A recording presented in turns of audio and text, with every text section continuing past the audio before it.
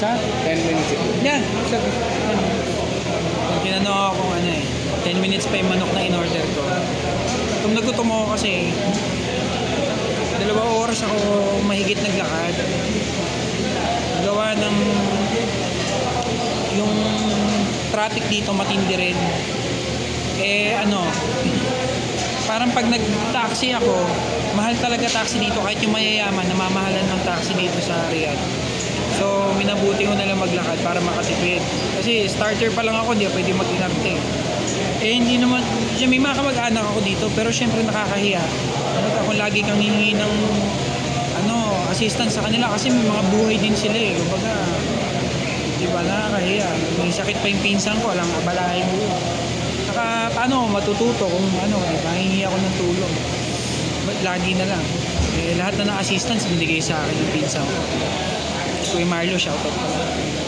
Anyway, kakain ako dito ng chicken na kung tawagin nila nakalagay dito eh. Let me check. One ananas buyok. Ito ko alam. Basta ito.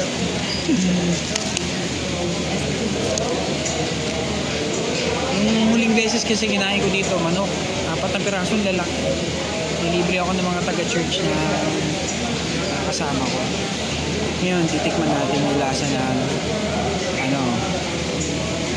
yung inihaw naman.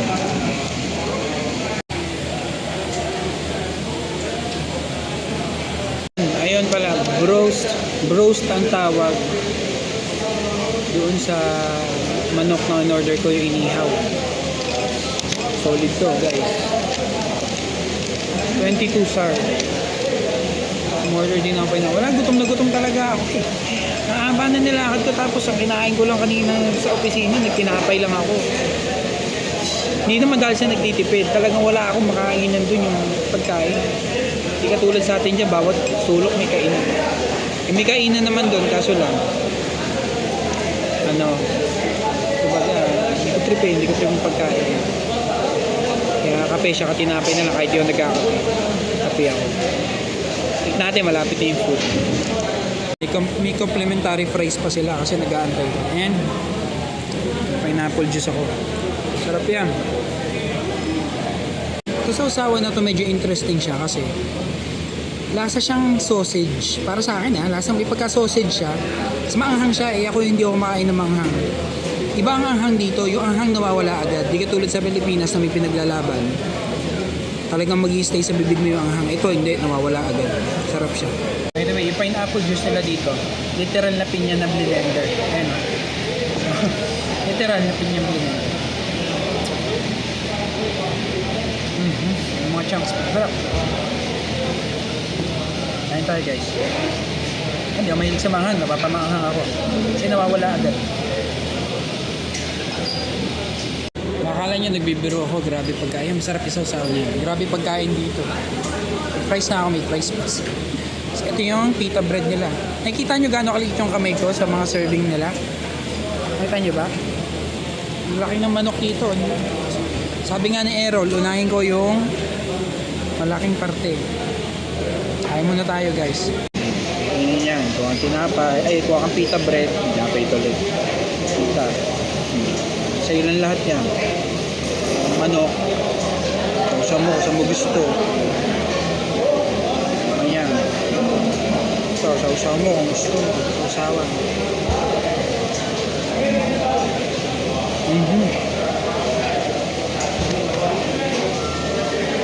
Solid. Ang halaga nito is 22 SAR. Lahat na yan. 22 SAR. Yung drinks 12 SAR. Nasa 35 ganun, 34. Pero sulit na. Minsan lang naman eh. Gutom na ako talaga eh.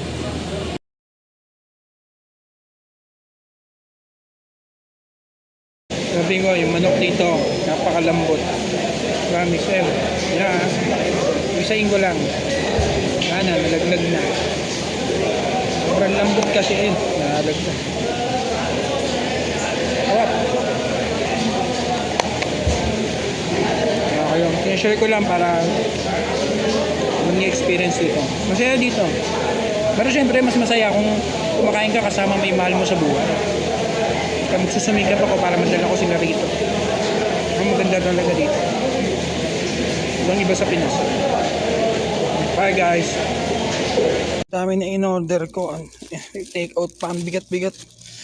Grabe. Winter na nga pala dito. Napakalamig. Naka-shorts ako, di ba? Now this apartment. Ito yung rin natin hitirang ko. Yun, baka may idea kayo gano'ng karami to. Dami yan, ha? Isang tahog. Tapos yung pita bread, binalot lahat. Ipa-freezer ko muna. Para bukas, mabaon ko. Ayan, tapos na tayo kumain. Dami ko pa natirang pagkain. May baon pa ako bukas. Dito talagang tiis-tiis lang. Since I don't have a car, lalakad talaga ako. Hindi biro nilakad ko dito. At nilalakad araw-araw. Alas 2 oras mahigit ako naglalakad. Hindi para makapunta sa trabaho ko sa office. Hindi. Papunta pa lang yun sa train station. So sa mga para bigyan kayo ng idea gaano kalayo nilalakad ko. Parang mula sa saan ba pinakamagandang O sabihin na natin mula SM Mega Mall, kung familiar kayo. SM Mega Mall. Maniwala kayo sa akin sa hindi. Papuntang halos Fairview na. Papalapitin natin. Masyadong Fairview. Halos mga parang ganun Hindi ko naman. Malayo talaga. Oras nilalakad ko. Tapos hindi dito pwede may attitude. Yung mga feeling entitled. Hindi pwede dito. Pag hindi ka marunong makisama dito, talo ka. Dito, itong tigas ng ulo kong to, tigas ng loob kong to, natuto mangupo dito. Natuto magdasal dito. Kasi nakakalungkot talaga pag mag-isa ka na sa bahay ka na. Nakakalungkot na. Kaso lang syempre, kung iisipin mo, kailangan i-endure mo, kailangan mag-persevere ka sa sa challenges mo kasi katumbas naman nun, kaginhawaan ng mga iniwang mong pamilya sa Pilipinas. Yun nga lang, malungkot. Pero ang goal ko dito is, syempre, makuha sila. Kasi sobrang advanced nitong bansang to. Grabe. Hindi sa minamaliit kong Pilipinas. Let's talk about my ATM card. No, wala pa laman kasi sisimula ko lang Yung ATM card dyan sa Philippines, for you to get one, let's say Union, ayoko mag-name, sabihin natin bangko. Kailangan mo ng 3 pirma, kailangan mo ng HR, kailangan mo isend na ganito, ipaprocess pa nila, ganyan, ganito. No, here, you just have to use your e-kama. What's an e-kama? E-kama is a unique a unique number. Sorry. A unique number assigned naka-assign sa bawat individual. So I had mine. Pinsa ko meron. Yun lang inilagay ko sa machine and then wala pang 10 minutes nagprint na yung machine ng ATM ko. Inactivate ko na lang din dun sa machine mismo. I have my ATM. Dito kahit yung simpleng piso na gagastusin mo, di card sila. And also, may mga scooters dito, bikes. Kailangan mo na itap yung card mo kung gusto mo magamit. And then, electric scooter gala ka na or punta ka sa office. Ganun. Kasi wala pa kang card. Wala pa laman kasi simula ko lang kaya nahirapan talaga ako. And again, ayoko nang i-istorbo talaga ng tao. Nakakahiya. Kasi ulitin ko, malaking pasalamat ko kay Marlo Concepcion. Siya kay Ate Janice Concepcion. Grabe tulong ginawa nila sa akin dito, alam nyo lang. And nakakahiya na kung magpapa-assist ako palagi, hindi ako matututo. So, kinakaya ko talaga maglakad. Pag may chance naman, natin pa rin ako ni Kuya Marlo. Sa totoo lang, ginagawa nga akong bata ni Kuya Marlo. Alam mo, papasok ko sa school Pero I really appreciate it. Yun lang, going back. Sorry, lumalayo tayo sa topic. Pagkain dito, masarap. Hindi ka pwedeng tumitig sa mga tao dito, sa mga babae. Hindi pwede. Bukod sa may takip sila, that's considered as rude gesture. Na titignan mo sila sa mata, hindi ba mahuhulong ka dito. Hindi naman totoong kailangan mahabang damit kapag lalaki ka. Kahit t-shirt nga ako eh. Sa opisina namin, ito yun, katrabaho sa bangko. Sa opisina namin may mga naka-t-shirt lang din, tapos naka-pantalones, rubber shoes. Lari alak pala. Soft drink sa ininom ko. Ayun, ang goal ko is masama yung pamilya ko dito. Dito ko sila pag-aaralin kasi maganda talaga dito. Grabe, sobrang iwan na iwan ng Pilipinas. Wala kayong makikitang kawad ng kuryente sa labas, kahit isa. Kahit na sa mga, sorry sabihin, sa mga may hirap na lugar dito. Kasi may ganun din dito, parang Pilipinas eh. May Greenwoods, tas may mga squatters area, mga ganyan. Pero lahat syempre may chance na maumulnad, no? Pag masipag. Pero dito, wala kang makikitang kawad ng kuryente. Number 1. Wala kang makikitang pangit na kotse. Number 2. Sa pagkakaintindi ko, kung hindi ako nagkakamali, ang mga gusali dito or buildings dito, after 10 years, dapat gibain. Hindi sila pumapayag may lumang building dito. Kaya may makita kay mga ruins dito, mga giba-gibang building. Yung mga, doon may dinaanan ako, ginigiba yung building kasi 10 years old na. O kasi sabi sa akin si Kuya Marlo yata. O nabasa ko, hindi ko maalala. Ayun, yun lang. Kumbaga, tiyagaan lang. Bukas, by the way, they start their week on a Sunday. So, ang off dito is Friday and Saturday. Winter na rin dito, malamig. Tapos, ang pinaka-ayoko, ito, trivia. Aray, grabe static dito. Ako yung tipong tao ayoko sa kuryente, pero grabe static dito. Bawat galaw ko nakukuryente ako, talagang, kasi yung negative charge talagang grabe kasi pa winter na eh. Yun ang pagkakabasa. Pero madikit ka lang sa bakal dito, nakakakuryente. Kaya hindi ka pwedeng ma-friction dito eh. Dito sa higaan ko, yung punda ko, yan, yung punda ko yan. Nakukuryente ako dyan.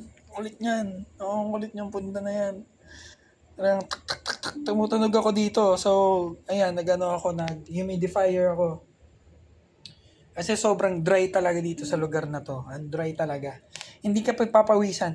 Yung 2 oras mahigit na nilakad ko, walang pawis na pumatak sa akin. Hindi sa pag-ano, tingnan nyo. Ang pangit ng balat ko tignan nyo kumikinis na. Walang likas bayabas siya o sabon-sabon Yan na yan. Yan yung pangit. Baka nagbibiro ako namumuti agad ako dito. Hindi naman ako maputi eh. Ano ba? Ayun, yun lang. Pagkain, mahal taxi dito. Grabe. Sobra, grabe. Parang mula Rosario, Pasig. Tapos dyan lang sa may SM, nasa 500 na. Mahal, di ba? Yan. And, ako pa lang yung Pilipino dun sa opisina namin. May nakilala pala ako, sorry. Call center sa baba. Bangko ng Riyadh. Pinoy siya. JC pangalan. Okay na, 3 taon na siya dito. Anyway, yun lang, wala na may kwenta sa inyo. Sa naglakad ang mahaba. Sana magkaroon na ako sasakyan na dito, makaipon. Para mas marami tayo adventures na mapuntahan kasi napakaganda ng bansang to. I'm planning to visit the sand dune, yung pwede ka mag-slide sa sand, sa desyerto, tapos mag-ATV ka. Motor kayo, 4 yung gulong. Plano ko yun. Yun lang. Mamamahay talaga dito. Thank you sa panonood. Sana na-enjoy niyo yung pag-share ko sa inyo. Kung hindi, skip nyo na. Saka napansin nyo, hindi na ako makulit mag-vlog. Hindi na ako palamura. Sinasama ko sa puro Christian tao dito eh. Nakakahiya kapag ang gaspang mong kumilos. May kisama ka talaga siya. Kumbaga, hiya na lang. Buti, minatira pa ako hiya. Yun talaga, grabe. Malaki changes na nangyari sa buhay ko dito. Kaya, nood na kayo. Hindi kayo magsasama nood Bye-bye.